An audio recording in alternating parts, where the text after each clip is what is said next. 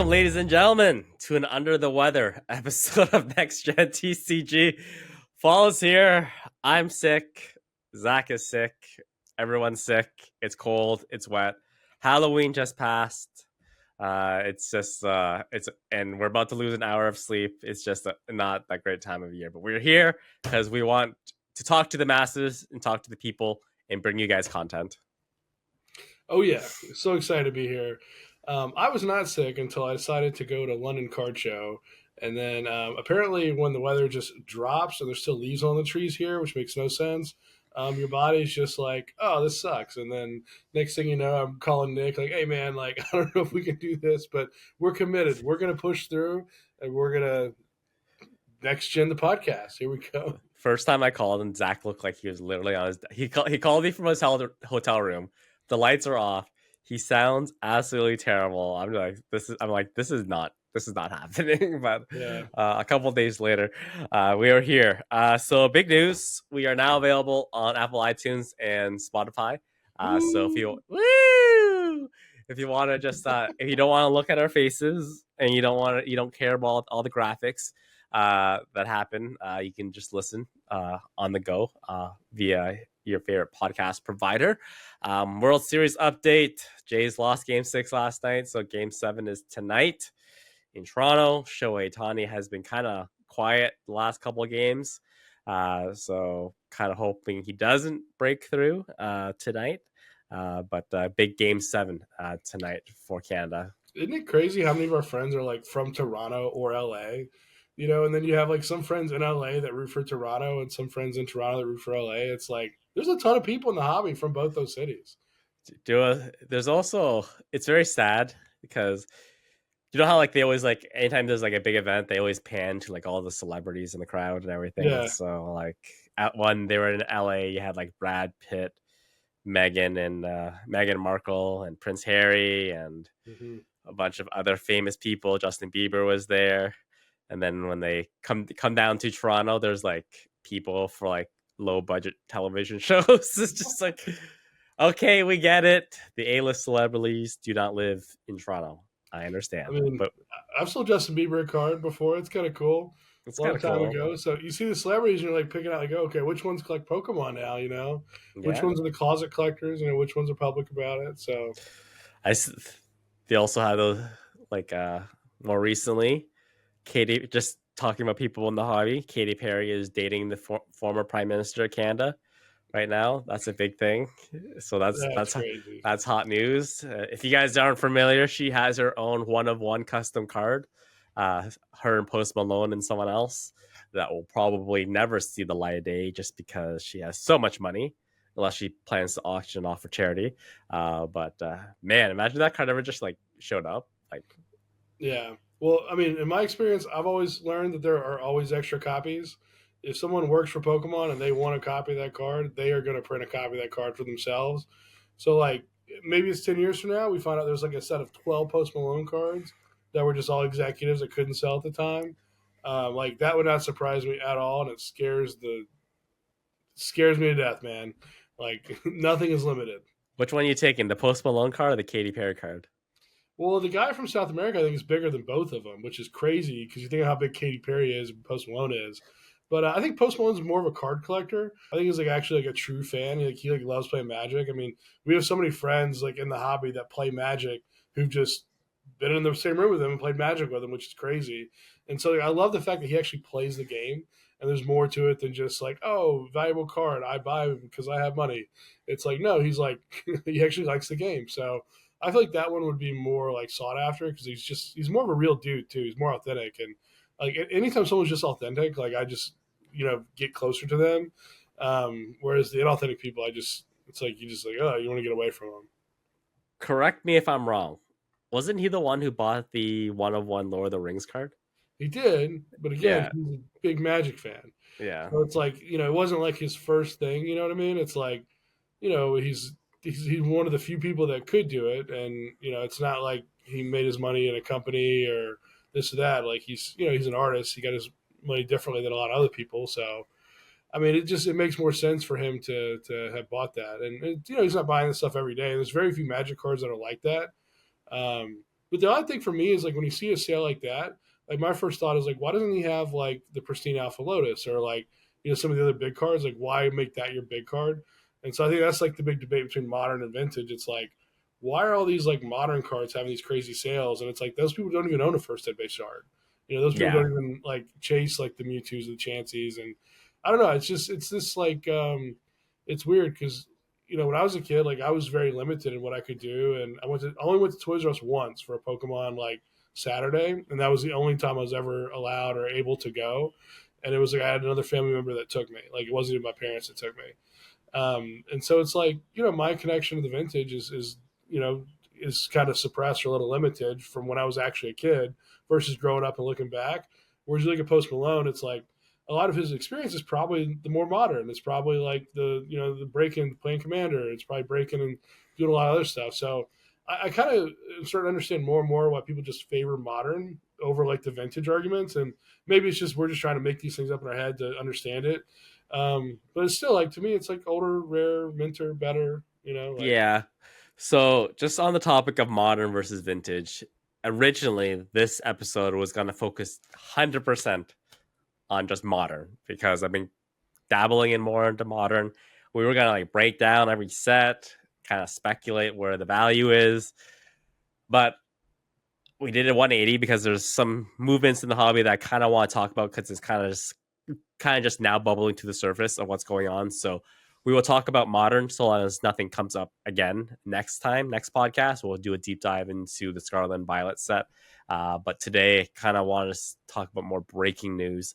Other things that we want to talk about: Toronto Card Show coming up next week. I'm going to be there. Zach probably will be there. Not 100% sure, but like 90% he's going to be there. as long as you're Uh, healthy, I'll be there for 2 days. I'm gonna go see Tetra and PFM, hang out with some Toronto fans, and then I've never been. I've had people just put the pressure on, like you should go to London Card Show, you should go to Toronto Card Show, and it's like the collecticons are what they are, and they're largely a lot of them are very similar, except some of the bigger cities tend to have more foot traffic and more variety of cards.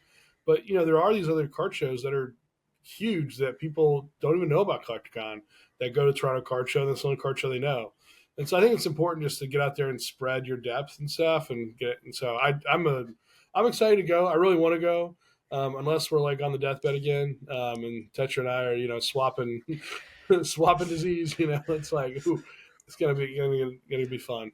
So we're probably gonna do like an in-person live recording podcast, sitting beside each other. So that'll be fun, and hopefully, the city will still be on fire from celebrating the Blue Jays World Series win because Game 7 is tonight. Fun little fact: for the first time ever in an MLB season, America's pastime, the MLB season began in Tokyo and it's going to end in Canada. So it begins and ends in a completely different not overseas, but different country other than the United States. That's a fun little fact. The Dodgers opened their season in Tokyo because of the Shohei Ohtani hype, and then obviously Game 7 and 6 happening in Toronto. So I mean, with American baseball like dying as hard as it is, it's like you got to do something, like globalizing. I was kind of like thinking about that the other day of like when you mentioned that, and that's why all these like new rule changes are happening. Pitch clock, eliminating the shift. You can't. You bring in a pitcher. He has to at least face up three batters. We live in a very fast paced world. People like things fast and right in front of you. Yeah. It's basically all there to speed up the game, which I do like because everyone's time is valuable. Some people like purists will say you're kind of like taking away from the game, the history of the game, but like what you have to understand is these rule changes are not for those old fans because those old fans are going to be watching regardless. Mm-hmm. They have your attention, they have your subscription money, they have your cable package. The MLB is not worried about you. They're worrying about kind of staying relevant and getting new fans, and that's basically what all these rule changes are. It always like surprises me like how many like kids like still like collect baseball cards and football cards, this and that. Like you go to like one of these like sports card shows like Dallas Card Show, and I see so many like 8-year-olds, 9-year-olds, 10-year-olds, and I'm like, when I was a kid, like I collected baseball cards when I was like 5 or 6, but then when Pokemon came out, like dude, I let all that stuff go. Like I thought Pokemon was way cooler, you know, as a kid. Charizard, Blastoise, Venusaur, and Yu-Gi-Oh came out. I thought Yu-Gi-Oh was a little darker, a little bit way cooler too. And like you see a lot of the cards like dying off, like when it comes to, like sports cards, at least like probably 5 6 years ago.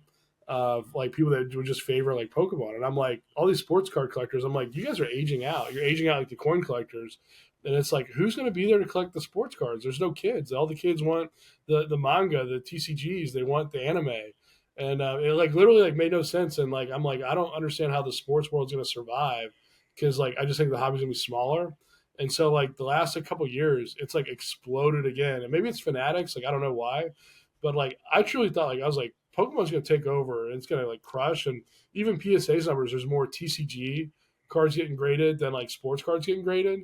And I'm just like honestly really surprised how many people still collect baseball cards that are like young kids.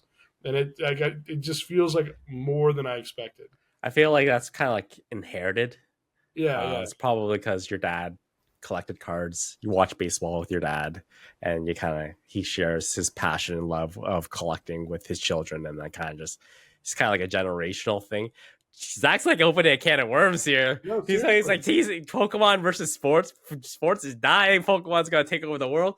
I've had these thoughts to myself because I always thinking like, is what happens if like Pokemon just becomes Beanie Babies and there's like people just like stop caring about Beanie Baby about Pokemon because if you look at it by itself, like Pokemon's a media franchise, so media franchises they have to kind of like fight to stay relevant in the world, whereas sports will kind of like always be there. Like there will always be baseball, there will always be football, there always will be hockey.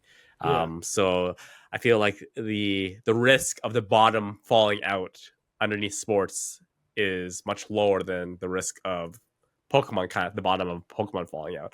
So I always kind of like wagered like I balance those in my head like if you were like investing time and money into something like you want the most low risk play. Is it sports? Is it Pokemon? What do you do? Yeah, I mean Pokemon 100% because Pokemon characters don't get hurt. But here's another really interesting thought: is sports constantly cycles through the legends. So the Magic Johnsons, the Pete Rose, like they're all like years past. Pokemon, like the legends persist. Like 151, like that's the original like starters, you know, and like when they have 151 set, it does really well. And Pokemon will continue to do Kanto and this and that again and again. And every time they bring back the original people, they do great.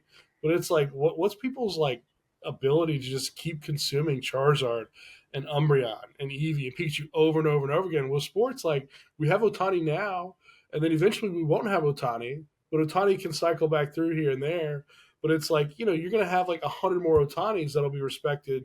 Well, maybe not like as good as Otani, I guess you could say, but like you're gonna have so many more people who are gonna become legends and like basketball, they say it was a lot weaker today than it was years ago as far as like the competitiveness and the gameplay. And I think maybe the last year it's gotten better, but like 5 6 years ago it was like actually really bad. And so it's this weird thing where sports just you constantly have new people, and those new people like Trey Young and you have like Steph Curry, LeBron James. It's like LeBron's treated like as like big as Michael Jordan was in his prime. Now Michael Jordan's still viewed as like the legend, but LeBron's era and media and like all that is like pretty much right there with Michael Jordan. And so I just don't think you're gonna have a new Pokemon character come out. It's gonna be like the next Pikachu. Yeah. One thing that sports does do well, they do like the special cards really well, like those one of ones and like Super factors. yeah, and people are just like going on like mass breaks just to try to find it. Like a Dodgers picture. His Yamamoto one card still has not been found yet, so it has an estimated value of like $250,000. I think the Skeens one was found, so and it sold for like 1.1. So yeah, but at the same time, like, do people really want Pokemon to do that because it adds like obviously like an extra layer of value or rarity, but at the same Yeah. time, the motto of Pokemon is gotta collect them all or gotta catch them all. You can't catch them all if there's only one on one or something. Obviously, extra copies, this and that, but like, does that take like if they started introducing like these super rare items, does that like Mhm. would that like discourage people? I mean, I don't know. You have Paul Skeens come out, and obviously dates Livy Dunn, and there's a big story there. And it's like there are people that just love Paul Skeens to the point that like they don't care about any other baseball players. Like he is like their guy. He's all they collect. He's like whether he does good or bad, they're a fan for life. And like how many people like how many new Pokemon have come out like Gimme Gold, or you got the new guy that looks like Trump, or you got the Solosis, or like do you have anyone that's that passionate about that card that they just don't care about Pikachu, that they don't care about like Umbreon or whatever? I don't see it. I mean, I see a lot of people that just are like, hey, like, I love Gyarados. And it's like, well, dude, Gyarados came out 30 years ago, man. Like, he's an old man. Oh, Oh, man. we My just computer, I just lost that. my computer's like, no. But it's like, is Pokemon ever going to have a character come out that's like as big or passionate as No, Charizard, Pikachu? no, Yeah. So that's like the weird thing is like with Pokemon, it's like, when are people going to get sick of Kanto? When are people going to get sick of Charizard Pikachu? I mean, they have at least one set a year that comes out with like 5 Charizards.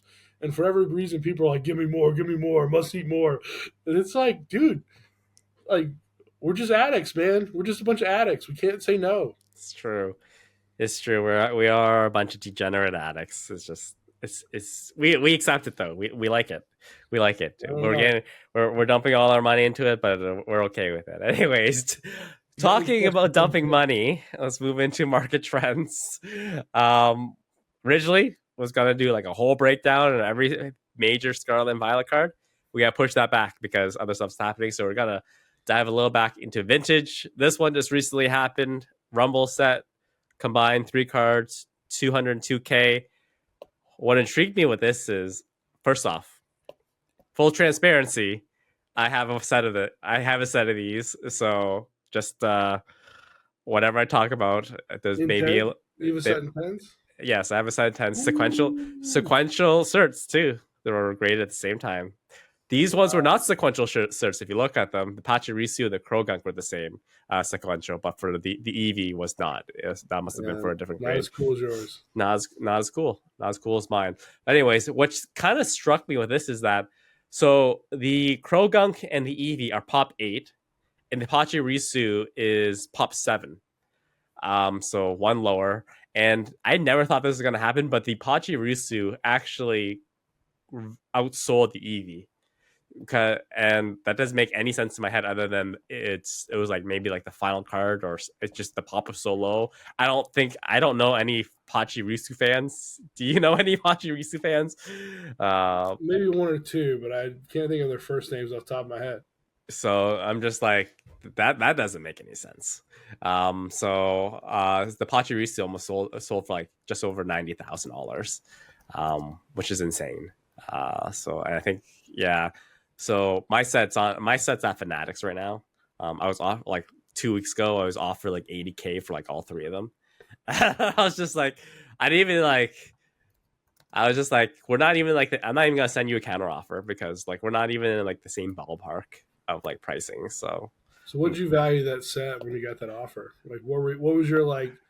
What was your like? I think it's valued here, but I would take X, Y, Z. Like, I yeah. assume those are two different numbers. So as soon as that news broke, Mason messaged me. He sent it to me. I was like, yeah, I saw.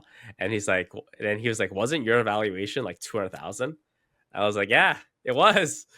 I guess it kind of, I probably know what I'm doing. It kind of looks like I know what I'm doing, but I told him, but I anticipated the bulk of the value of that set would come from the Eevee. Just because Eevee collectors, Umbreon collectors, Espeon collectors, all kind of crazy. So my evaluation for the set was right. It's just the breakdown was off. Yeah, Yeah, and that'll probably change. I mean, we saw like the two first hit base 10 sets in 2020 auction, like back to back, like a month apart. And like in one set, the Zard was over 50%, and then the next time at auction, the Zard was like 30%. And so it's like as people like get these low pop cards that there's obviously gonna be more EV collectors out there. But once the Pachirisu guy has it, it's like the next Pachirisu buyer is probably way lower. And so yeah. it's like that EV could go up because it's like people are like, oh man, I didn't realize this EV existed. The awareness goes up, this and that. So it's like I bet you the next sale is like 200K plus, but I bet you like the distribution is way different. Also, I can also see it being lower too. Like I could also see like a set going for like 100K. So what's important to know about this set is this sale is that this sale happened on a Japanese site. So Japanese buyers, there has been history has shown that they will actually pay more to keep the Japanese cards in Japan, just because of this whole, pride. We don't want the buyer of this card to be in the U.S. We don't want these cards leaving Yeah. our shores. So there might be a little bit of a premium on that if the cards eventually just stay in Japan. Who knows? They may just go to a wealthy Chinese buyer. I don't know, but that's one thing to kind of note with this kind of like record breaking sale, that it could just been a very passionate Japanese person who was just like, these cards aren't leaving Japan. It could also be less tariffs. I thought you were going to go with the Chinese argument that a lot of bidders in like we've seen Chinese auction houses like just bid things up and then not pay, like try to negotiate afterwards. And I'm Yeah, like, what? This makes no sense. But the Japanese argument made is pretty strong. But I think the tariff piece could be a thing as well. Like even if the buyer was outside of Japan, it's like not going through the U.S. is like incredibly attractive to so many people these days. And like I don't know if I don't really want to do like a big tariff dive, but I was thinking about this the other day. It's like when you have commodities that can be like produced anywhere, it's like I think tariffs make sense. When you have something that is like literally a Japanese IP made in Japan that like we want to buy, like we can't make that in the U.S. It's like I don't know. It's like you have to buy international. Like tariffs will always exist because it's like it's not like I'm buying forks from Japan. It's like I'm buying Pokemon and it's Japan. Like we should have a cool USIP and swap them even. I don't know. It's just, I wish that the tariffs didn't apply to the things that like have to come from Japan. Like, yeah. so It's the world we live in, though. Tariffs are not going away anytime soon. So we will adjust, and we will keep an eye on the market. And the market is telling us that illustration error Blastoise PSA 10 is a nearly $59,000 card. So you are a very avid error collector. So mhm. first off, tell me the history of this card. So huge shout out to a really good friend of mine who has basically identified this card years ago and collected it. She had the only PSA 10. I don't know if she wants to be shouted out, so I'm going to keep her private for now. But I think a lot of people probably know who she is. I really, really hope she was the one that sent this card to auction because of all the people out there, the air card collectors are some of like the nicest, kindest. Like, let me help you out, dude. Like, hey, I found a really cool air card. It's at auction. Like, here, do you want it? Here's a link. And I've just seen so many people in this air community that are just like the true collector. Like, let me help my fellow collector, even at the expense of myself, type thing. And you just love to see it. So I really, really hope she sent this to auction because the 59K sale is insane. We had talked about the card at some points, and I'm like, well, if the no stage blast, so it's a 6K or 10K, it's like, which is obviously like pop 6, 7, 8. The no illustrator blast was like, it's just hard to pay like substantially more. And I know she had some really good offers, but to see like a 60K, basically a 60K sale, that is awesome. So, big shout out again, Pop One. You're getting basically the highest end of the community saying, I really want that card. I have no idea who the buyer is. I'm sure there's a lot of Blastoise fans out there that want every type of Blastoise. It is an error card recognized by PSA. I think that's important since PSA is nearly impossible to get to recognize anything. And Tell that's me why what they the have error. Tell me what the illustration error means. What does yeah. what does it mean if you have an illustration error Blastoise? So in the very bottom left of every card, it says the illustrator, illustrator of Mitsuhiro Arita for Blastoise, and part of the ILL is missing. And so, similar to the no stage Blastoise, who knows what was dropped in the card, whether it was alcohol or some sort of substance was dropped that made the card sort of lose the black text. And so, in the no stage, which is in the top right of the card, basically there's some Blastoise where it's missing that text. It's pretty common. It's actually not as rare as you would think it is. I've probably seen over 1,000 copies in the last 10 years.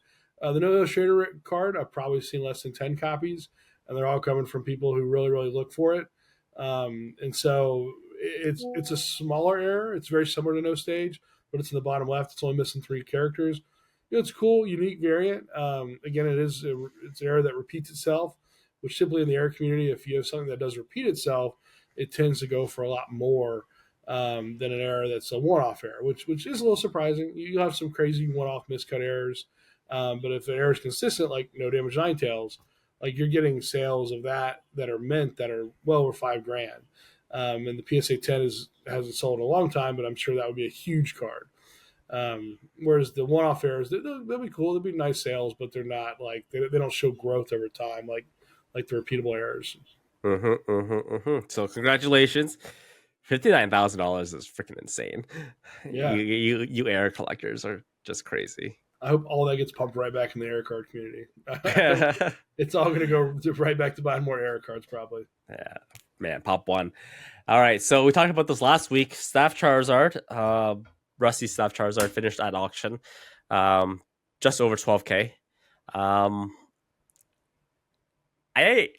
evaluate that card at 20K, 20 to 25K. I'm right there with you. 20, like I think the last sale, he did better than last sale based on price charting. The last sale was 10, I think, publicly. But man, it's just like one of the first staff cards, vintage Charizard, tough to grade, tough to find, really hard to find. Like, man, I see like there's a much higher ceiling than 12K on that card, in my opinion. I think so too, and it was a card that when I was started my new business a little over a year ago, and I was trying to get a little more liquidity just to kind of have more inventory flowing through, and so I was going through looking at all my Charizards, and I said, the ones that are highly liquid you could always rebuy, and so I ended up selling a good bit of them, but this Staff Evolution Zard is one I held back because the market about a year ago was around 4 to 6K, but the low listing was like 20-25K, and I'm right there with you, Tetra, that I'm like, there's no way this card's a 4K card. But like 20K is a little bit of a stretch at the time. But for there to be no activity, no sales anywhere in between, and I think this Zard from Rusty was the first one that sold in that last year. And so I was actually watching this auction, and if it would have gone for under 10, I would have bought it in a heartbeat. But like when it went for 12, I was like, okay, it's getting closer and closer to its value. And I really thought I had a chance to go for 20, 25 plus. It's people don't understand, like the card didn't really shoot up and pop like people thought it would. There are a lot of nines in the card. It's evolutions. Evolutions print run's really, really bad. A lot of nicking, a lot of chipping. You are going to see some tens aren't really the best looking tens. And it was one of those cards that I took a jump on early that I bought it maybe the first month or two it came out. And I remember paying 2K because the first sale was like, I don't know if it was like 5K or 3K, but it kind of jumped down a little bit. And typically things would jump way down, like to 400 or 600, and then they would just shoot back up. And I'm like, I don't know, man. There's not a lot of these out here. There's not a lot of good auction. Let me just take the chance and just buy it. And ended up getting lucky because the card really didn't drop. It never went below 1,000 from what I understand. And since then, it's really just kind of shot back up. It's been one of those stable cards. And so, we think of like booster boxes, like Phantom Forces, 2014 set. It's like a box that has a lot of value that was really flat for a long, long time. You're going to have a lot of these like mid, XY era things that have like a lot of cool things in them, but just people just forget about. And so it's like if you were to tell me the Staff Zard is like a 30K card in a year, it's like it probably should have had that growth this whole time, but like it just was never really respected. So I don't know. I think there's a lot of value buckets that need to be looked at. Just think of it this way. For 12K, you can buy a PSA 10 Staff Charizard, or you can buy one Poncho Mario Pika. Like, what is more difficult to find? And what is more readily available? And they're the same price. It doesn't make any sense. You're buying into the hype. You're buying into the hype with the Poncho Pikas. I get it. Everyone's pumping them. Everyone's dumping them. But like, if you know what you're doing, you choose the Staff Charizard every day of the week. 100%. It's like, it's one of those things. Just it's like a sitting value bucket that like it's grown way slower for how rare it is. And the cool part about like this market now, like in the last month or so, is people are actually looking for rare cards.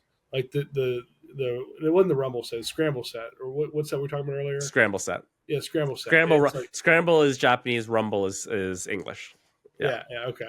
It's literally one of those things. It's like that's a really, really rare item that people forget exists, and finally it's getting the respect it probably should have always gotten.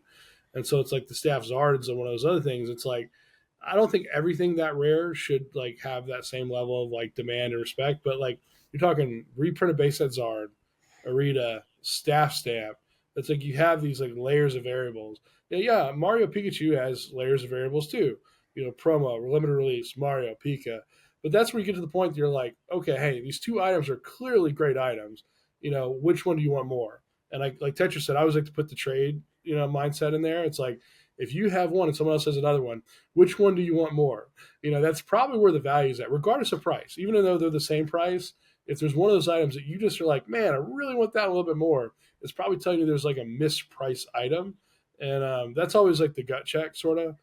Doesn't work all the time, but like for most of the time, like that helps me identify trades I want to do. And if you're trying to get in and out of a card, or people are like, man, the Scream set, 3 of those is equal to like a trophy card. It's like, what? Like that should not happen. So I always like doing the gut check with the trades. I speculate on a lot of things, and I speculated on staff cards. That is the one of the few like branches of the hobby that I've kind of jumped into that hasn't really taken off. I Yeah. just don't know why. I don't know why yet, because like people like there's a high premium on stamps, like special stamp cards, but for some reason the staff one just have never taken off. I gotta wait a couple more years, keep buying them, I guess. But I have a lot of, like, full transparency, I have a lot of staff cards, and it's just and they're not at any price where I feel like they should be, and like I'm willing to let go of them. Don't sell them too soon, man. I mean, pre-release Raichu is probably the biggest stamp card the ever auction, and that's kind of that first entry into that. Stamp cards are very easy to fake. It's actually pretty easy to get a hold of like a stamper that can replicate that pretty seamlessly. That's one of the biggest fears, and so one reason I never really got too big into sealed, like vintage sealed, long term, is because around 2016, 2017, there were a lot of fake first ed base boxes. And when the option is, your investment is either 100% or zero, that's pretty scary. And so, like, I try to stay away from boxes, similar to stamp cards. You really want to have, a certain number that's really close to when that card came out. You really want to make sure it's in a PSA case or a CGC case, or just someone that will like back the financial guarantee of the stamp. And you want to read the fine read the fine print of that. Like, make sure that you have a legitimate sale on the secondary market of that card. PSA CGC treat their financial guarantees very similar, whether or not people realize that. But at the same time, like if someone were to come to me and have a full PSA 10 staff stamp set from like when the staff cards first came out, like with that Blastoise, like long time ago, I would love to be a buyer of that. Like I've always thought, like some things are so hard to compete with that, like, rather than me trying to pick every piece and just compete with people, I would rather just find someone who completes it and then be like, hey, I've got a full set of this. Who wants to buy it? Like, I would rather buy it from that person than try to compete with that person while they build their set. That Blastoise, that's the national championship Blastoise. I think it's platinum. It's like a big Blastoise, Heart Gold, Soul Silver. I always get confused which the first or the earliest, but I know that's like one of the really hard Okay. ones to get. It's Yeah. one of the. It's a really big staff stamp. It's like a normally big. Okay. Yeah. I think it's the one that I'm thinking about. Just wrapping up staff. I have a bone to pick with Pokemon because for some reason, first off, the history of staff cards, they disappeared during COVID because they Pokemon realized like the staff cards weren't really going to staff, so they were like suspended for a little bit, and then they brought them back. Now they're back again. The stores were literally just hanging on to them or selling them on eBay, and Pokemon didn't like that. But then for one recent thing that I thought was like a change that happened that I thought was going to be a permanent shift was that they actually shifted the position of where the staff logo was on the Destined Rival set. So it was kind of moved to the section where the attack is for the Pokemon, kind of bottom middle right. Mm-hmm. And it just looks super odd there. I didn't like it at all with that positioning, and I was like, okay, this is the new norm, I guess. And then the next set they moved it back to the traditional stamp, which is the bottom left of the illustration, which looks so much cleaner and so much better, um, and much more difficult to actually replicate because artwork.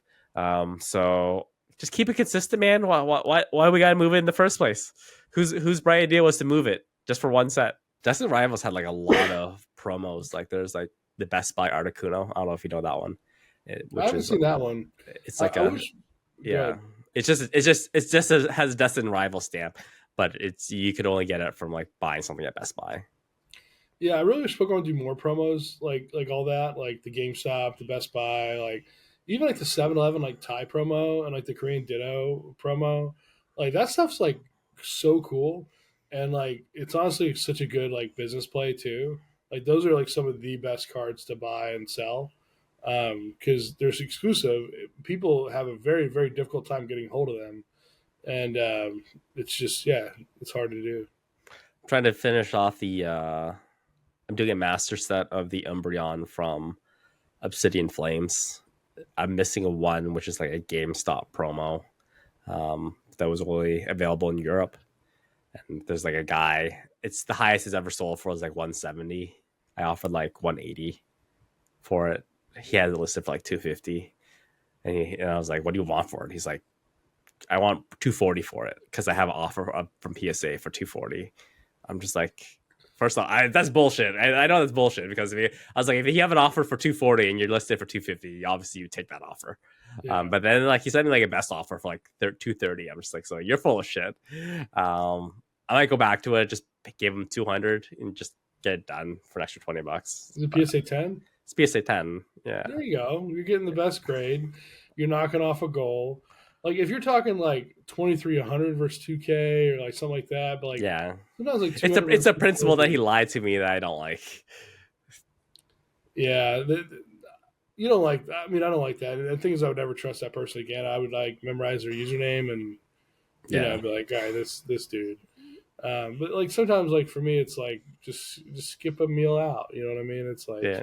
It's true. let's eat Yeah, ramen tonight. Let's go back to college days. I'll offer him something today. I'll finish off my set. Anyways, let's get back. Sounds like you don't want to do it, man. I Sounds like don't. It's the principle. Like it's trust. We talk about this all the time. Trust in the hobby. If I don't trust you, I don't want to deal with you. I'm just like, come on, well, man. I mean, that's the thing is like, I don't know if we're back now, but you have some of these people that are just like not like collectors. And like I saw a post the other day from a friend, and he's like, dude, like no one can afford anything. And it's like, well, what happens to the hobby if people can't afford anything? And goes to the argument 5 years ago or 2020 where it's like, well, when the kids can't go to the store shelves and buy cards, what happens to the kids that collect Pokemon? They don't exist. Similar to last year, if you can't go to the store and buy Destined Rivals, do you have a base of kids that still want to collect? And so it's like if all of our friends who want to just collect cards like can't, it's like, well, what do they do? Does it all fall through? Because it turns into like who's holding the bag scenario. I So think the retailers start fighting back a little bit from the scalpers. mhm. Saw a post. I saw a post like earlier this week where a guy went into like a Target to buy like a booster bundle of Destin Rivals, and they were like stored in the behind the counter, and the store had actually cut the outer cellophane, um, and then he's like, "Can I get one without a rip?" And it's like, Mhm. we they're all ripped now. We sell them like that now, which apparently that's what they do in Japan. Like, Oh yeah, they yeah, sell boxes at the Pokemon Center. and like if you buy packs, they open it, like they cut the top of the pack off for you, so as to de-incentivize the scalpers because if you're gonna go resell that, no one's gonna buy an open booster pack or if you're talking about like Destined Rivals, no one's gonna buy a ripped or a cut just booster bundle box. I don't know. Well, as a publisher, the number one thing that you want to do is you want people to open packs. You want people to rip as many packs as possible because they make the most money on selling booster packs. It's like the margins are literally insane on what it costs to print a booster pack versus open versus this and that. So the more times you see a booster pack opened, like the more money you're making. Whereas like if you sell that box and it gets resold, that's actually money being taken away from you. That person would have spent that extra money maybe on buying two boxes, this or that. So getting the packs open is like the biggest goal of a publisher. Um, yeah, no, I mean, I also think it's one of those problems that's like too big for like anyone to solve. It's like, hey, we're going to recycle because we're going to save the world. It's like that's great, but like it's really hard to get the entire world to recycle. Like, oh, great, we're going to rip the tops off, and that's great, but like it's really hard to get the 100,000, the million other people to actually. It's really hard to get like the 100,000, the million, the stores. You have gas stations, selling Pokemon cards. You have like the people who you have tire shops selling Pokemon cards. You have places that like never have sold cards in their life selling it, and it's like these people just want to make the money because the margin on that item is so much better than the candy bar or the Coke they sell at the machine. It's like the margin on cards are so much better than anything else, and it's just it's a good cause. I like the idea. I like the people do it. It's very pro publisher. It's what the publisher wants to do, but at the same time, like you're never going to stop the guy at Costco that's backdooring a pallet because those Yeah, people exist and they exist by the dozens and dozens and dozens all over the world. yeah, but at the same time, I don't doubt Nintendo's ability to be as vindictive as possible, just because I know them as a company. Like we're starting to see it now. Like you see the introduction. Like I know this is like a small thing, but you have like the introduction of you only can buy one UPC of one item. One of the biggest problems now in the hobby is just bots, like bots buying everything before they actually become publicly available on websites. Like I could like Walmart was like a big issue, Costco is a big issue, Amazon's a big issue. Long and behold, more recently, Walmart has actually started introducing anti-bot practices with their website, and I could see like Nintendo just like dropping the hammer and just saying, "Listen, like we need to get these packs to the people. We don't need them to go into resellers. You introduce some sort of human verification to prevent the bots from happening, or we just won't ship you product." Yeah, They'll just straight up say, "We're like, unless you do something, we're not going to give you any product." And when, what's Costco gonna say? What is Amazon gonna say? Like if you're if you're cut from the teat and cut from the source of where you're getting your product from, you got to like basically fall in line. I full transparency. I'm subscribed to Discords where they literally ping you messages when things go online, so you can buy them. yeah. And Amazon, not like before, like by the time I even get the ping, it's already sold out, and like it's sold out already because a bot has already pre-purchased it because it's gone live on the back end. Yeah, I mean, I think there's a couple ways you could combat this, and I'm not the technical expert to do it. But like, what's one thing you can't stop people from doing? It's ripping packs online, recording the packs being ripped. And so, if there was a way to put a unique QR code on the front or the back of every pack, or something maybe on a random card inside the pack, or something where like if you sold the case or you sold the ETB, the person who's actually going to rip it, whether it's a live streamer, whether it's mom and dad at home, whether it's someone at the kitchen counter, I mean, how many people actually record their pack openings? Like a really, really large amount of people because they want to share that memory with their family and friends. They want to share that memory with their community. And so it's like, if you can identify, who's getting this set early that shouldn't be ripping it early, who's getting 1,000 UPCs, it's like you could really like plug the problem there. I also think like a community driven system would be like a huge improvement. And so like if you have something, let's call it, I was going to say the Pokemon Network, but obviously that name's taken. But something where it's like everyone has accounts and things, and where people could sign up and they could actually, say, "Hey, I have this account. I'm going to register to buy something from this website," and then it shows you like your lifetime purchases. Like, hey, this person has bought 3 packs of Prismatic Evolutions from Walmart every day for the last month, or this person has bought 1,000 packs, and then they show like just user data, like messages, interaction with the community, and the people who have the most packs, like if they're just like a bot profile or they don't actually talk or engage or they don't actually like share, it's like the community could, basically rally and support and say, hey, this is a bot account, like, hey, they shouldn't be, and then you could proactively take action. Now, I think that hurts a lot of the resellers. I think that hurts a lot of the the people obviously making the most money in the hobby. But I think a community driven like verification system where other members of the community could step in, I think would be huge. But you would have to tie like the purchases of that account, and you'd have to almost make it public in a way, because you need people to see like, hey, this guy got 10 UPCs. Now, if he bought them with 10 different days, I don't care, But it's like, oh, if he got 10 before the release day, like if it shows you the time of purchase, like that'd be wild too. So I don't know. I mean, I'm just spitballing here, but I feel like the way to enforce this isn't through like one party. I think it's through many parties. So I don't want to get like on a high horse and just say like I don't want to like differentiate people's like I hate scalpers. I like scalpers or like ruin the hobby, because like at the end of the day, like part of my like I want to buy sealed product to eventually resell at some point or trade at some point. So really the only difference between my business strategy and a scalper is that the scalper's turnover is just much faster. They're just looking for that quick, give me double what I paid for it, and here you can have it. Yeah, and like whereas me, I'm thinking probably hold product for at least 5 years or at least a couple of years after it goes out of print. So at the same time, like I don't want to like scrutinize people from scalping, because I feel like people could view me as a scalper in some sort of way, just a long-term scalper.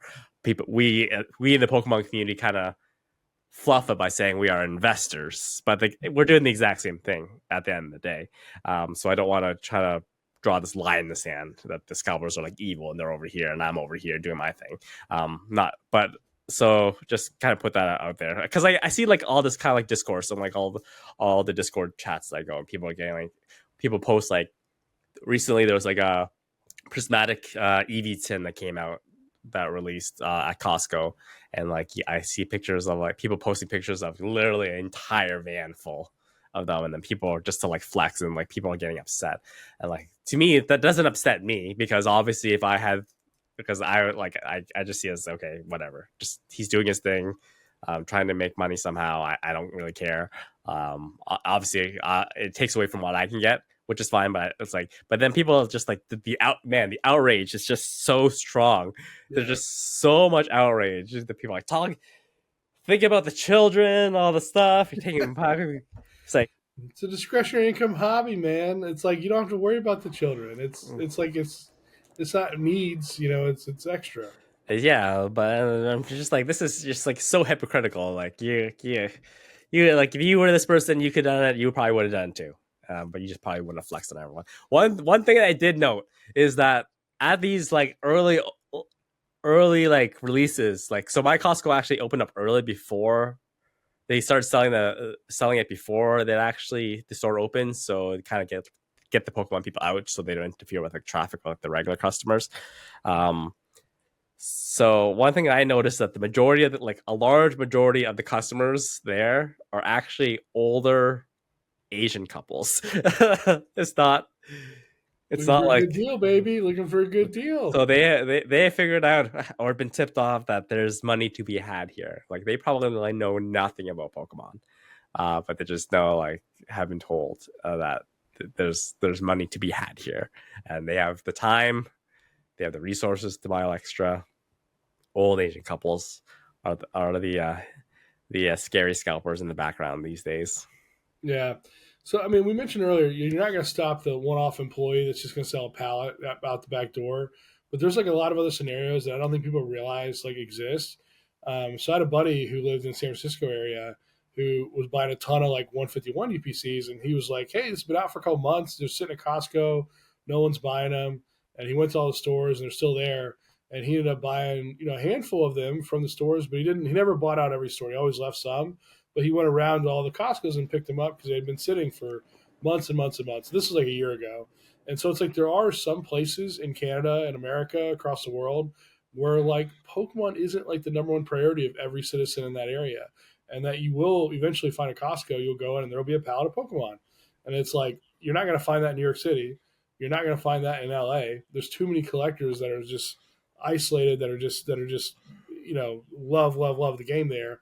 But there are places across America who there may only be one person that truly goes in and buys it all, who's not the random grandma going in and buying something for their grandson.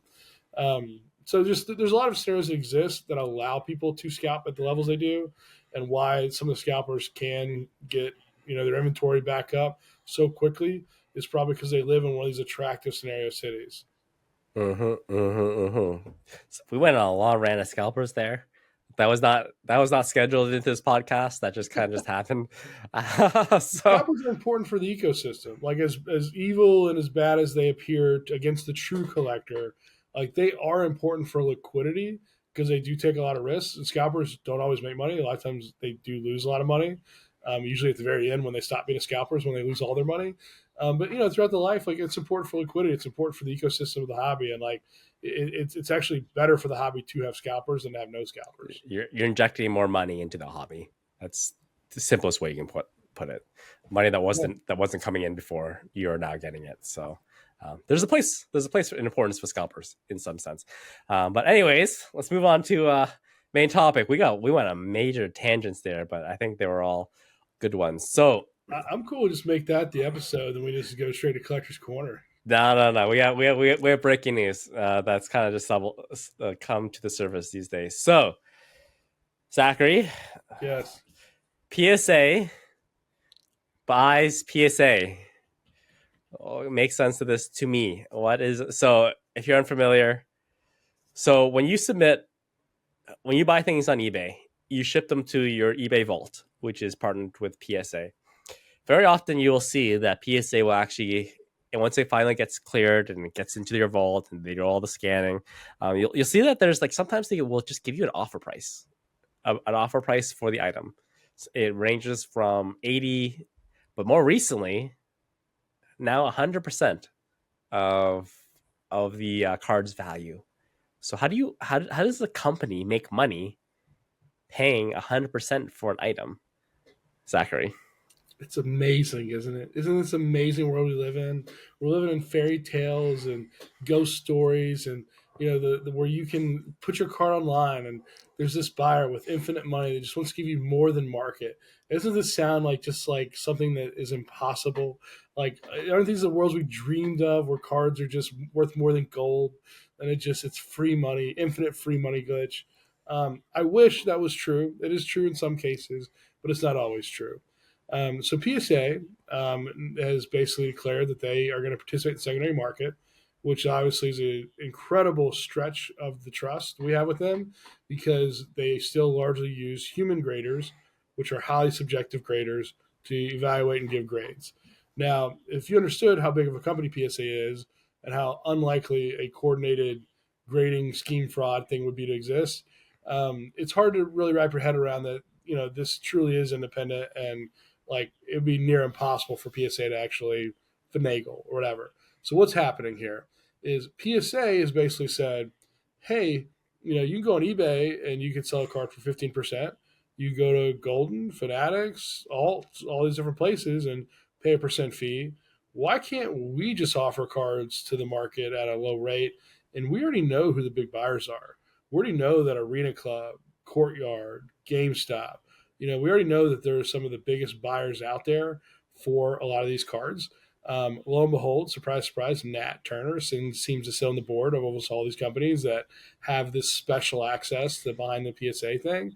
And so when PSA makes an offer, sometimes it is PSA, sometimes it's not. Sometimes it's a group of other, large third parties who basically have the ability to pay. As in, they're never going to back out. They're never going to have liquidity issues. They're never going to not pay. So PSA's opened the gates to some of those people. PSA's opened the gates to some of those people, and they can go and make offers. That's why you might see a McDonald's Pikachu get an offer of $80, and another sub you might get an offer of $90. It's not that the market price changed overnight. It's that you probably have two different vendors who are making offers on the card. Now, where are the majority of these cards going? Of everyone that I know that has access to this offer system at PSA, they're all going to repacks. They're all going to mystery packs, online digital packs, the gambling system, this and that. CoffeeZilla made a pretty incredible video about the gambling epidemic in America a couple of days ago. I think it's a really good watch. Whether no matter how you feel about him. I thought it was a really good backstory and just detail about how we're addicted to gambling everywhere. And this really is just another form of gambling. When you open a Pokemon booster pack, you are gambling. You are going to lose most of the time. You're going to open a $160 box and pull $20 worth of cards almost every single time. And even then, when you do get cards that are worth 50, $60, they're not really worth more until you grade them. So a lot of the value does come from the grading, this and that. So PSA has this digital repack. GameStop has a digital repack. Courtyard has a digital repack. Arena Club has a digital repack, where you can essentially buy something at a different tier level, and then they'll offer a buyback feature. And so and the buyback feature will always be a percentage of the card's true market value. And the way the repacks work is like, unless you cash out at the right time and walk away, never ever buy again, you're going to lose. You're going to lose money. You're not going to make money over time. The way casinos work, the way gambling works, is the more you play, the more money they make, and the more money you lose. You do not come out ahead. With blackjack, if you stop playing at certain intervals and you play like 1,000 times, you might win. Like with this, like you're not going to hit the big card enough. There's not enough big cards mixed in. Like you're not getting over EV enough. And even then, when you get over EV and blackjack, when you cash out with the chips on the table. With this, when you cash out at a percentage of the chips on the table. It's literally insane. That's one thing that I've always heard, one saying that I always sticks out to me is like those skyscrapers in Vegas were not built by people making money. They aren't put up because people are making money in Vegas, right? Yeah. Vegas gives you free food, free alcohol, free drinks. I mean, they give you a digital fireworks and a little spin of the card, and you get to see all the curves and angles, and maybe you get that juicy 10 grade. And the thing is, you could always pull the cards out if you wanted to. You got a fulfillment fee and stuff, and you could get 100% of markets. So there is like that avenue, but they're offering like 90%, 80%. So the world of vendors offering 75, 80% is gone. Like if you were selling to a vendor at 80%, you were so old school. You don't know what's happening. You should be able to get like 88 to 90% on almost any card possible from one of these repackers. Now, they typically don't like buying trainers. They typically don't buy energies. They like the high liquidity cards that are good for a repack.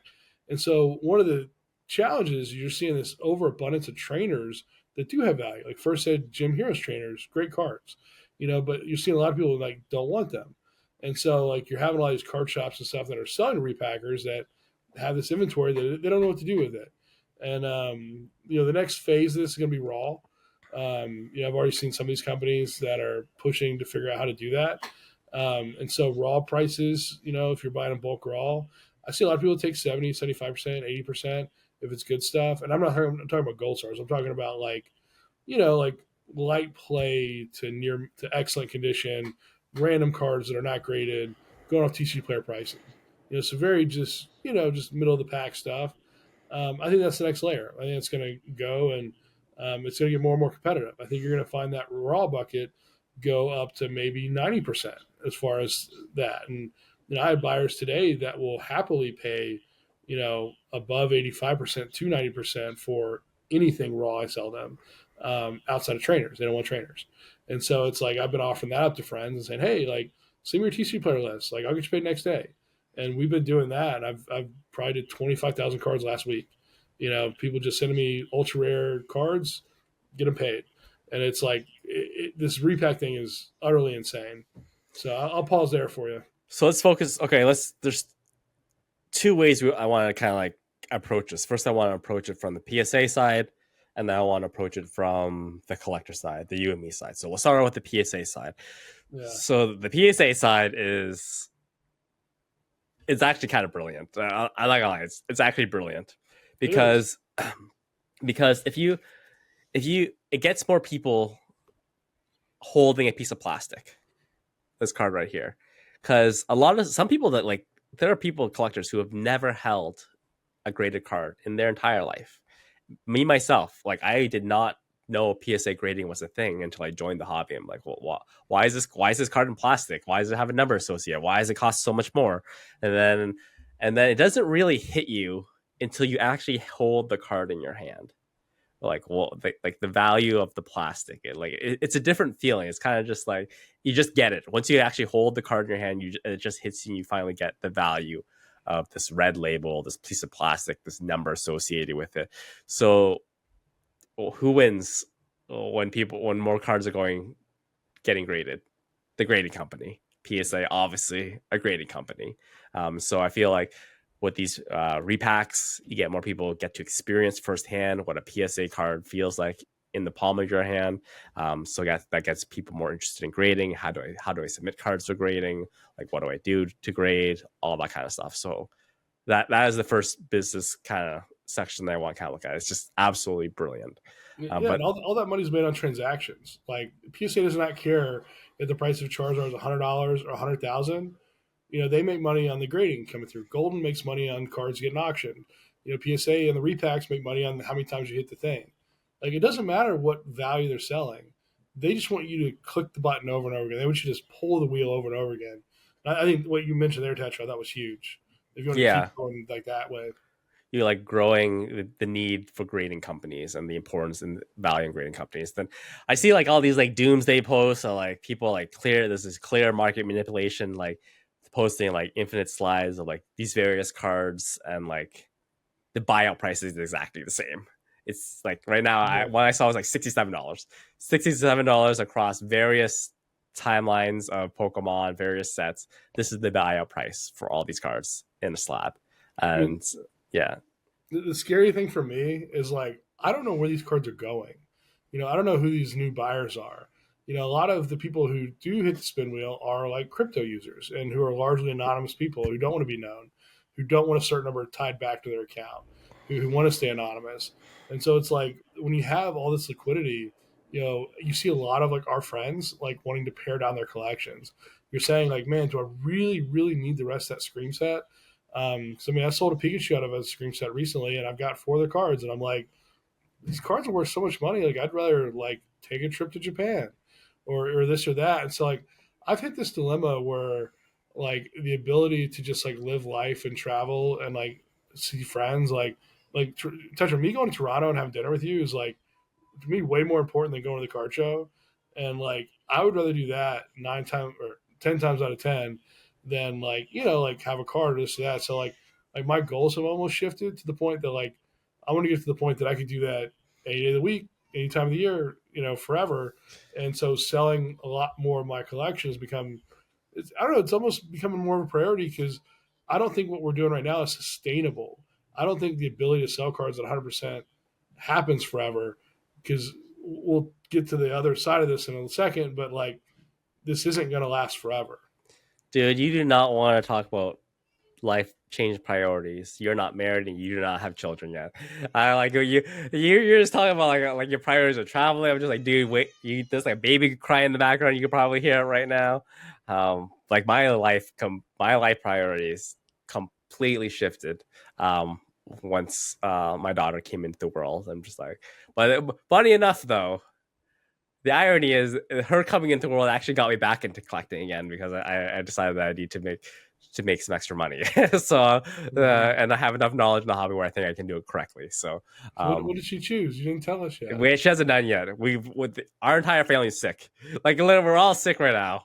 So no one is healthy right now. I didn't want a video of her like snot running down her face to be in the video.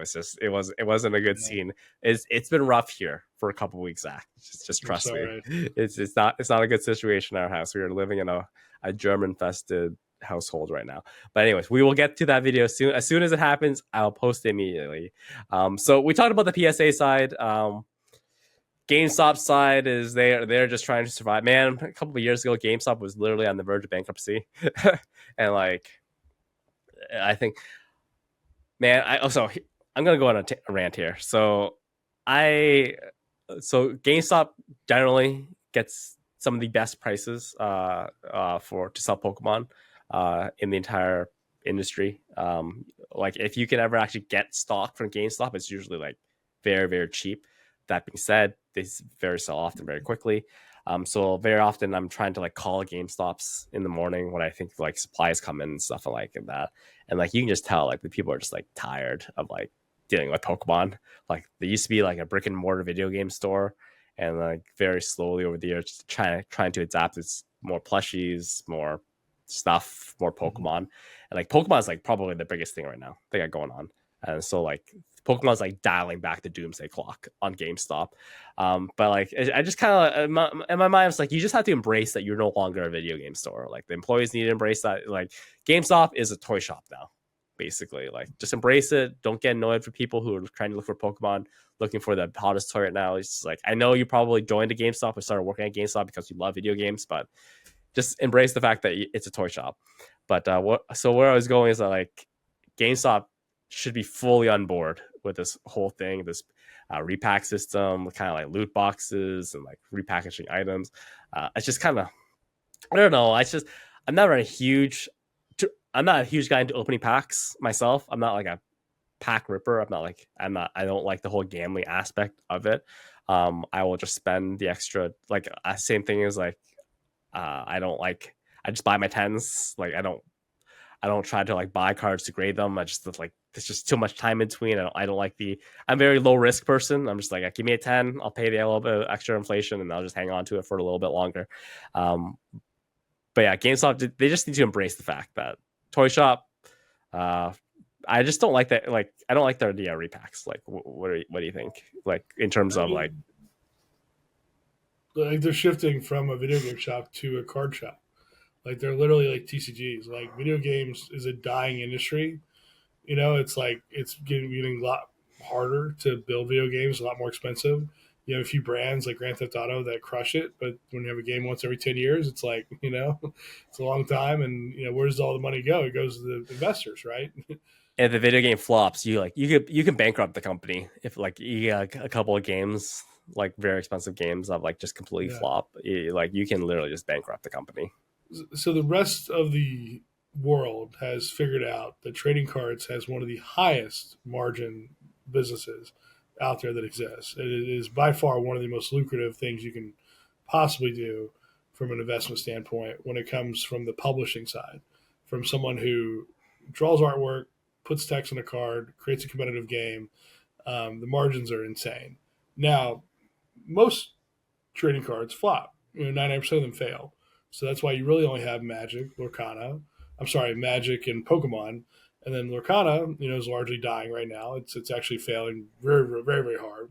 One Piece is surviving because it's got really, really strong, anime manga backing. And Bandai has proven to not do Bandai things with One Piece, which is kind of surprising. But then you have new card companies like Riftbound coming in, who is literally spending more money on marketing than they anticipate to sell in their first set, which is utterly insane. I mean, it's utterly insane the amount of money coming in with Riftbound, which is a new League of Legends card game. And like the thing is, like this is just the beginning, and so there's going to be substantially more people who are going to try to fight and earn time in this space. So for GameStop to position itself as a trading card company, and I think it's largely a smart move because like the amount of institutional money hasn't even really flowed through to the point that like the end collector sees it.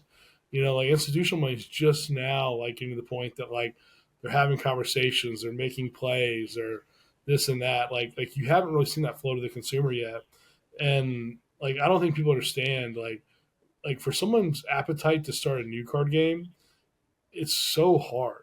Like Pokemon like died like how many times and it's still around barely, and it's stronger than ever. We think it'll be here 100 years, but people don't realize like Pokemon like basically almost didn't exist like two or three different times. And Magic, very similar. Like their vintage card growth over the last 10 years has been horrible. Outside of like the Alpha Lotus and stuff, like there's really like it's really like not a good investment. Like when it comes to vintage, and so like to become a card game people want to play, like you have to be like there's so many like layers to it. It has to be complex enough. You got to hit the right age group. Like a lot of Magic people hate playing Pokemon. Pokemon's too simple. Like a lot of Pokemon players tend to play for a couple years and age out, and they go do something else in their life. And it's just for GameStop to be the card shop, so the video game shop, really really smart. And the repacks, I don't think people understand how much more volume goes to a digital repack than a physical repack. All of GameStop's power packs are sold out within 48 hours, if not within 24 hours for most. That's, you go into the shop and it's there, and then the next day it's not there anywhere in the country. So people that are doing these 10, 20 power pack openings are like, how'd you get them, man? Because like there weren't that many that went out. And so the digital is like, they never run out of stock. And there's more companies that are going to want to do a digital repack. It's too lucrative. Competition, anytime there's alpha in the world, competition tends to just go destroy it. It tends to eat it away. It tends to dissolve it very, very quickly. So a lot of like stuff there, but let me just pause and see if you have any thoughts. I'm just honestly, I've been kind of just mulling over, like, it never really occurred to me, like, the the amount of profit that goes into a Pokemon package, like how much money, it's like the like the margins on a Pokemon pack at like what 10 $10 in Canada, $6 in the United States. It's just like it's literally just paper. It's just paper, and then I just think, man, they are just absolutely raking it in. Because if you think of like other retail sectors, like what's the next biggest highest margin retail item? When Clothing. you Clothing is like do, when you're doing things at scale, like you're literally doing things at scale, it's like you pay for like 200 arts, right? The art pieces are going to be minimum $300 to maybe 1,000. Magic pays the most for any art piece, but like that's a cost. The game development stuff is not really that hard, and so let's say you have a fixed cost of like, I don't know, your R&D is like not that high per set. It's not like Pokemon's innovating, all the time. A lot of their blocks are really largely not innovative at all, outside of a few key things for that block that lasts 2 or 3 years.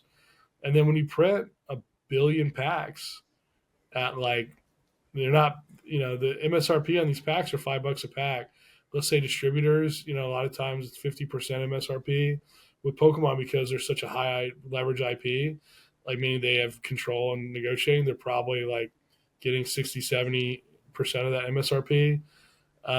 It may cost them like 1 to 2% of that to print. yeah, same. Like I'm just comparing it to like clothing. Well, clothing also has like in terms of retail like a very high margins. It's just like obviously you have to Yeah. pay designers, but it's like I worked retail and like they I never understood why they had so many people just folding clothing all the time at Sears or Zellers in Canada. I'm just like, oh, because that's where all the money is being made right now. That Paper's that a lot cheaper. that Paper's a and lot credit. cheaper. Most department stores have their own credit cards as well. So that's also a big money maker. Cardboard and paper is so much cheaper, man. Like Yeah, for me to print 500,000 units of something versus a million units is like almost the same price, yeah, it's crazy. which is utterly nuts. Okay, all right. Let's talk about. Okay, let's put our evil corporate hats away. We talked about the PSA side. Let's talk about we talked about the GameStop side.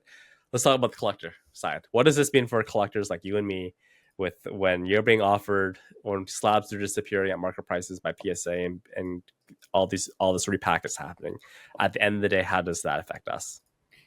I mean, as me, I'm running a Pokemon business. It has me wanting to put more money into the business, because you're hitting liquidity that doesn't exist in a normal market. Like Pokemon will go down at some point. I do think a lot of these institutions are propping things up. I think they're almost like self-sustaining. I do think there are some nefarious actors out there that are pumping up prices on certain cards, to kind of keep the buy rates pretty high. But like when you always offer like a percentage of market, it really doesn't allow the market to consolidate at all, especially when you have like infinite funds and stuff. That makes it really hard to grow. Like to grow, you have to have someone pushing the market up. So it's like, but you don't really see a contraction because if you have these like perpetual like 90% offers across the board on every card, it's like, well, of course, and then it doesn't make sense. So from the collector standpoint, like I see a lot of cards disappearing. It makes me really reevaluate what I want to keep, what I don't want to keep. I do think a lot of cards are overpriced. I do think that there's a lot of cards that like will come down at some point. Like when you know how many like first ed nine Zards are out there and this and that, and that if it ever became like a 100K card, I think there's a world where that probably ends up being a 30K card again. And I think there's a lot of cards that have spiked faster than a lot of their relative counterparts, either because one, they're popular Pokemon like Umbreon or Gengar that are just overvalued from the start and they tend to grow faster than everything else. I think there's a lot of opportunity for other things to grow. And if those other things don't grow, I think it means that the Umbreons and Gengars contract. I think it means they come back a little bit. So it's this weird conundrum where I'm certainly valuing liquidity extremely high.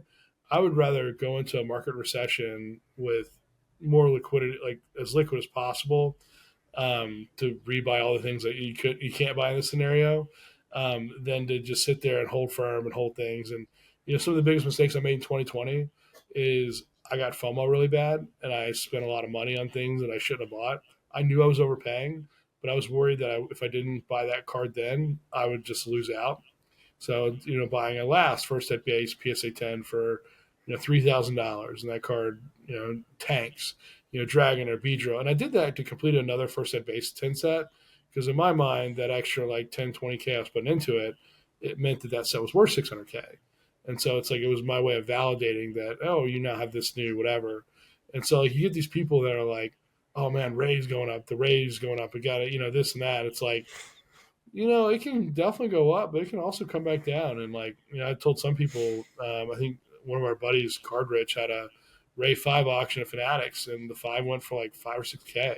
And it was like, dude, like that was a horrible sale. You felt really bad because it's like, the comps are like 10K.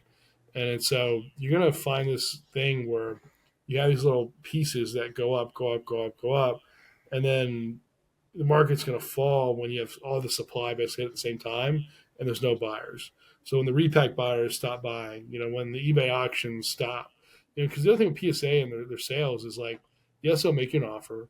If you don't offer, you can send to auction.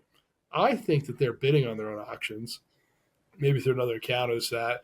Maybe they're making that same offer at auction. Like that would make a lot of sense to me. Like if you have a $400 card, they offer 340. Say, I'm gonna send it to auction. Why wouldn't PSA bid 340 in that card? Like, I think they should. Now, if the price changes, I think you're at risk there. But I think they make that bid like within 5 seconds of it ending. I don't think they make that. I think they make that bid like at the end, not at the beginning. Um, so it's one of those weird things where like I'm definitely looking back, and it's definitely one of those things where like I'm looking back and I'm thinking, what do I really want in my collection? What is disconnected from the value and the money? Like my no simple Jolteons, offer me 10K a card. I'll say no all day. I like the card more than the money. But you start offering some other stuff that I've got extra copies of, and it's like why are you holding this? Why are you holding these cards? I love Expedition Mewtwo Hollow. It's like at some point it's like it's time to sell those. Um, so it's a really weird scenario where because we're getting to the point now that prices are so high that it's changing life decisions. And we started seeing this a couple of years ago. And people are like, dude, I can sell my cars by a house. Like, I'm going to buy a house. My wife doesn't even realize that cars are worth this much. And now I'm telling her we can get a house when we couldn't buy a house before because we've been living in an apartment for 5 years. And, I can afford to pay for my baby or, a car, this or that. So Pokemon has superseded just the basic, like, day to day, like, necessity conversations for a lot of people in this world that can't afford the necessities. It's kind of a odd thing. Okay, let's scale back. Let's not talk about the cars that are worth houses and retirements and 401ks and all. Let's just talk about like the average collector. Yeah. You have $200 card at PSA right now as we record this on November 1st, 2025. They offer you 95% of 95, 100% of the value of the card. Should you be jumping right now? Just saying, like, I'm gonna, it's right now, just strike it while it's hot. Like, they're paying me exactly what it's worth. Just take it now.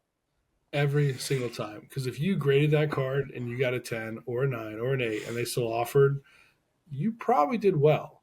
You probably made money in that card. There's very few scenarios where you're getting offered that much a market and you're losing money because you wouldn't have graded the card if you knew you were going to lose money, right?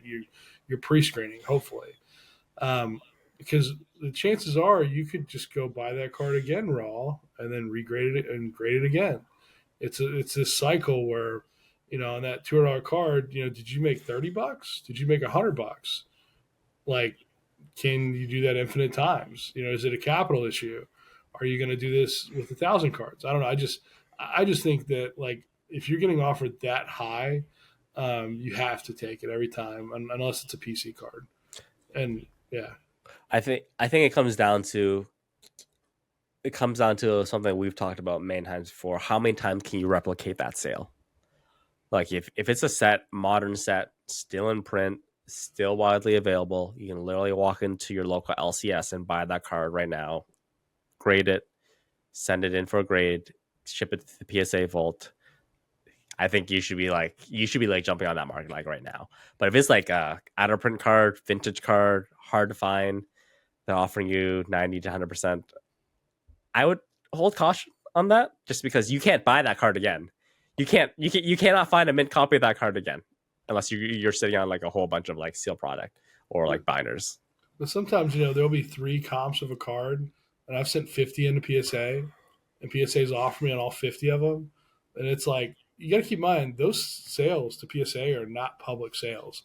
They do not change the price of the card. They do not impact the market. The market does not say, "Oh, this is now a $108 card because we offered you 90%." The market still thinks it's a $200 card, and even if that like throughput or that liquidity of that card before publicly was very low, I just did 50 transactions of that card, and the market doesn't even know what happened. The market has no idea it happened, and whether those cards went to Courtyard or GameStop or I don't know. There's probably other buyers out there that have a ton of money. If I was a hedge fund in New York and I wanted to buy stuff, I'd call PSA and say, "Hey, let's offer 95% of everything and build a position because we think this market's going up the next 5 years." I'm sure there's people out there like that have $1 billion that would love to put it in something that has better growth than the stocks. So no, there's a lot of fallacies with the current market conditions that people don't understand what they can do at scale. So all these cards are going somewhere, and like I think the liquidity is difficult to replicate outside of a mystery pack. I think if the mystery pack gets regulated by the federal government, or if anything were to change with that like outlay, like if people can't turn crypto into cards, I think that's a huge indicator for this is all going to change really soon. So those would be the two biggest things that stop this market. But like clearly, there's these guys can't keep cards in stock. Like it's flowing so fast. And my big piece of advice for everyone would just be like, this is not like supposed to last. So I would just a year from now, I might be like, man, why did I take that offer PSA? They offered $200, and now I can't get anyone to offer me $100. And so that happened with sports cards in 2020, 2021, where the market came down. It was very difficult for a lot of dealers to come to terms with the new pricing. So when you do have high liquidity periods in the hobby, like you should absolutely be like, this is, I can't believe this. We're in this time. We're in the golden era. We're in, February of 1929. Like this is great. All right, so a byproduct of all this is that live shows, card shows, getting decimated, destroyed, because they just like you can't offer 80% when PSA is offering 95%. You know what I mean? So you live this life, card shows. You know the scene. Tell us how card shows are being affected right now. I've told some friends right now that all the high end deals are dealer to dealer. The people coming and buying things are, they're buying $5, $50 cards or buying small cards for their mom. Their kids that buy cards for the binder, which is great. It's great for the hobby to see that. But like when the dealers are the ones doing the big deals, and then my biggest deal today is like online to a Chinese buyer I've never heard of before. It's like, you're in this, the shows are ahead of the curve. You're seeing what's going to happen 6 months from now at the card shows. That's a big reason why I go to card shows. I don't necessarily enjoy like the card shows as much as I used to like a couple years ago, but you go to the card show and like I have a really good feeling of like everything's going to happen over the next few months, and like the people buying are not the people I know. It's very. I'm very very bearish on like the sales. I think it's all these very anonymous digital people. There's a lot of international people abroad that are driving this, and like things like tariffs, can change a lot of that very, very quickly.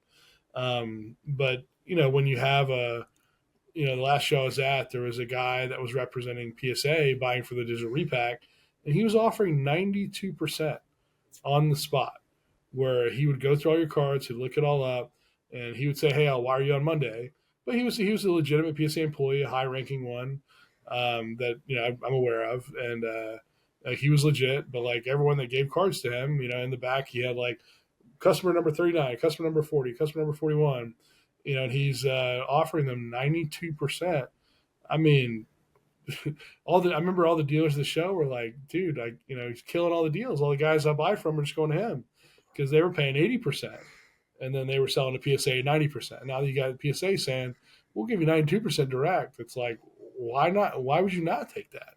Now, again, he only had so much liquidity. I heard he had like 750K, or he had like a certain budget. And he spent that budget within the first 4 hours of the first day. And then the rest of the time he was just, doing accounting. What Yeah. do you do to that? I mean, that's incredible. That 92% on the spot, like in person. You can't say no. You can't say no. And then I said, "Hey, why do you guys do this?" He said, "Well, this is for the PSA digital repack." It's like when you sell digital repack, everything we sell is 100%. So it's like we make 8% no matter what. Then if you sell the card back to them, let's say they do a buyback at 80%, they just made another 20% on you.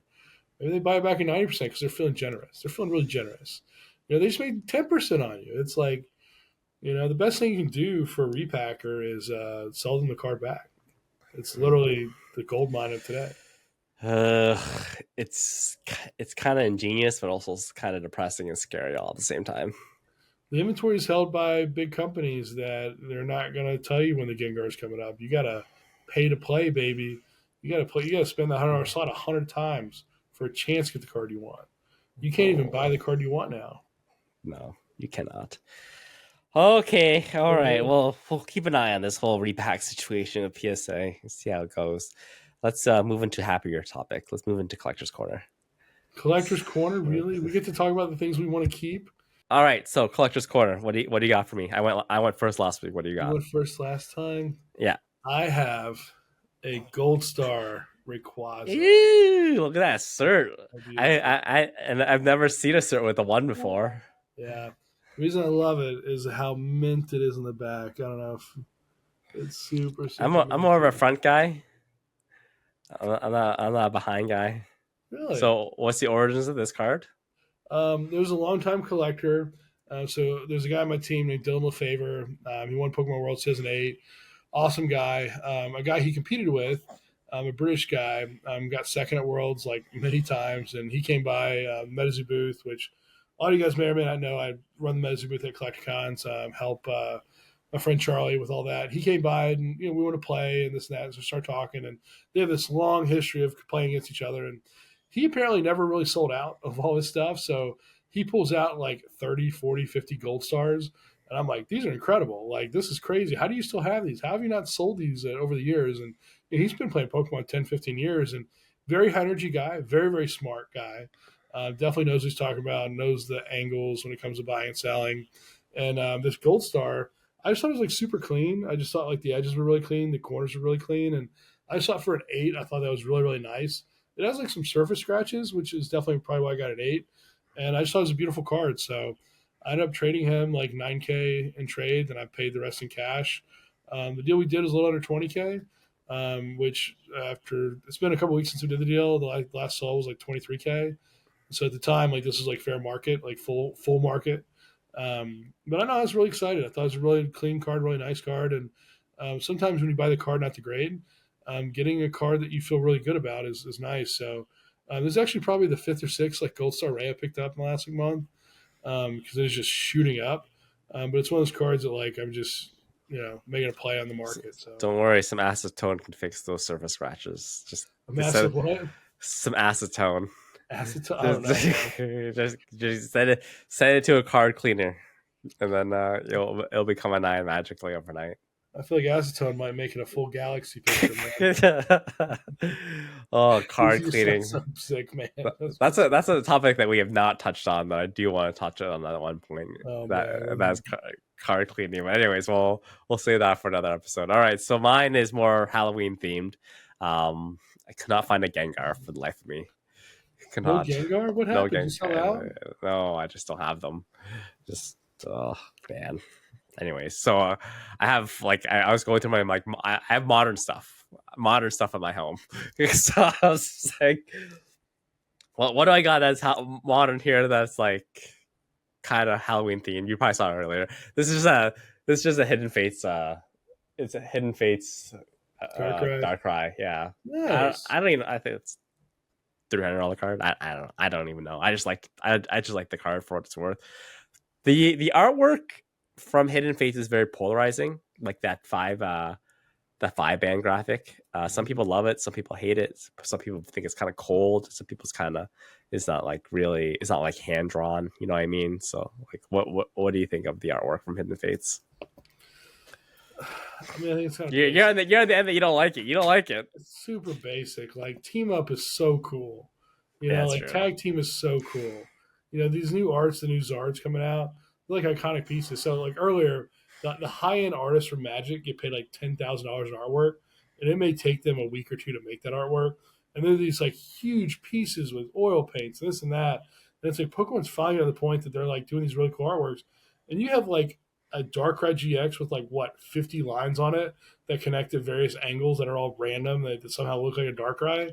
It just I don't know. It's like it's so basic. It's like I go and paint and just drop like color this that and like it's like there's no skill. It just like make me fall in love with the card. I don't want to. This feels like 80s like computer stuff. It doesn't even feel like Yeah, 90s. yeah. I hear you. I hear you. That's why I said it's very polarizing. I fully understand. I thought it was still kind of cool. I did like a master set of the shiny in Japanese raw. I just thought I'd pick out a couple cards that I thought looked cool in English, and yeah. Um, on that note, though, the artist Ray. one So one much better than Dark. one of the best. Okay, that raised like one of the best artworks in the entire hobby.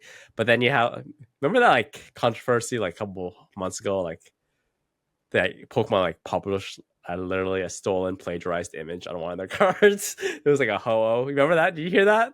I think I heard about some. Yeah. Yeah, that. So basically, it was like Ethan's ho-oh, and the artwork was literally stolen from and plagiarized from an internet artist.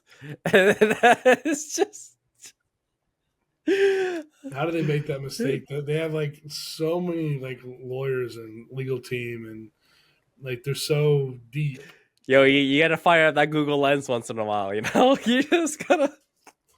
Yeah. Oh Imagine man, after you with Pokemon, you're like, ah, fuck it. Like, let's just like submit the ho-oh online. And they're like, they love it. Everyone loves my card. It's like, yeah, it's not your card, bro. Like, it's. oh my gosh, that's so funny. This hobby, there's always something new that you've never seen before happen. It's just so funny stuff like that. I don't even know how that works out. But anyways, ladies and gentlemen, still no questions. I scoured through the comments on YouTube. Still no questions. So leave your questions for a question period. Once again, this is NextGenTCG on YouTube. We are now available on Spotify as well as Apple iTunes. Anywhere you get your podcasts, you will be able to find us. So hopefully next week, Zach will be in Canada. We'll do an in-person podcast recording, and hopefully we both will not sound terrible like we do right now, because we honestly sound awful. And I need to get off here and start drinking some water because my throat's dying right now. Dude, I will say, like, British, like, they have some pretty awesome tea. And I've had, like, so many pots of tea since I've been here. Just, like, pouring honey in, just, like, you know, talking to the barmaid, like, please, like, feed me more peppermint tea. It's helping, but, man, I don't know. Just Yeah, we'll be better. We'll be good next time. All right. So thank you guys for watching. Next week I promise we'll talk about modern. Maybe not. Because next special podcast this week we'll talk about something special. Maybe I'll try to find some special cards that we can kind of talk about in person. We will talk about modern for all the people who think we are modern haters. I am deep into modern these days, so we will get to there eventually. But thank you for joining. We'll talk to you very, very soon.